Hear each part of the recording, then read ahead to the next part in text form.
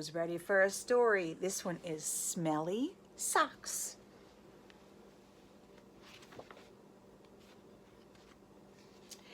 When Tina wanted new socks, her mom took her to the only store in town. This store only has black socks, said Tina.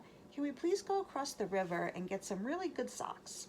We can't drive across the river because there's no bridge here, said Tina's mom.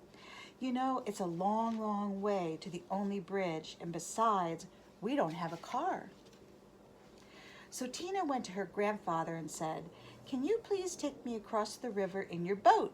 I want to buy some really good socks." "The motor isn't working on the boat," said her grandfather. "Row," said Tina. "We could row. I will row and you can sit in the back of the boat." "You will row," said her grandfather. "Yes," said Tina. "Rowing is easy." So Tina got in the boat and rowed slowly. Splish, splash, splash, and the boat went in circles. Tina rowed fast, and the boat went fast circles. "The boat has forgotten how to row," said Tina. "You sit in the back and tell me what to do," said her grandfather. So Tina sat in the back and told her grandfather how to row, and her grandfather rowed all the way across the river. Then they walked all the way through the town to the big sock store. At the store, Tina tried on socks that were too big, socks that were too little, socks that were too blue, and socks that were too pink. Tina tried on millions and millions of socks. Finally, she found a perfect pair of red, yellow, and green socks. Then, since it was almost time for dinner, Tina and her grandfather ran back to the boat, and this time the boat sort of remembered how to row. Tina rowed around and around and around and still got to the other side.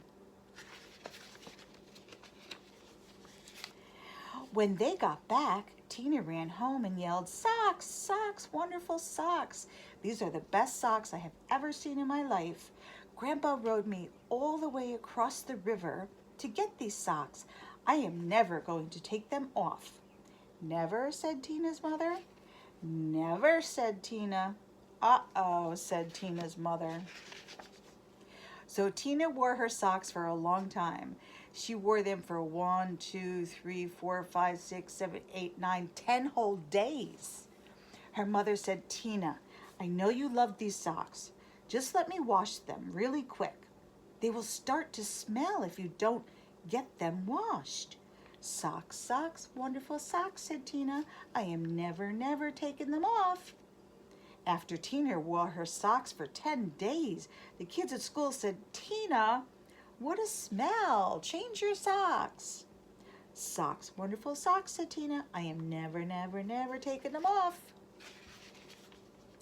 After Tina wore her socks for 10 more days, a whole flock of Canada geese flew over her house and dropped right out of the sky from the smell.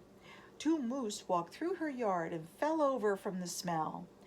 Ducks and raccoons and squirrels fell all over when she walked to school.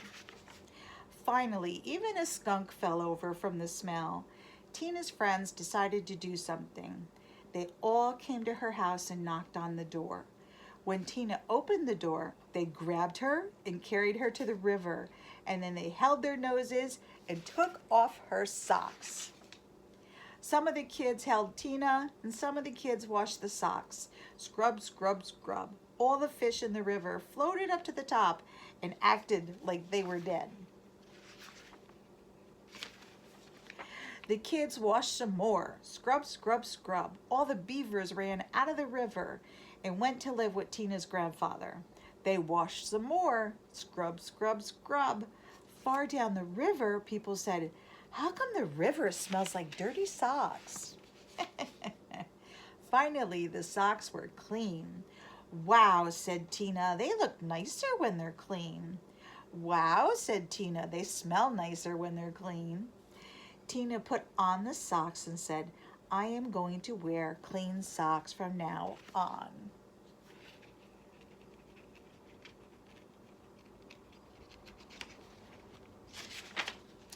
The beavers left her grandfather's house and went back into the river. The Canada geese got up from the ground and flew away. The fish decided that they were not dead and jumped and splashed in the river. Tina went to her mom and said, "My socks are nice and clean.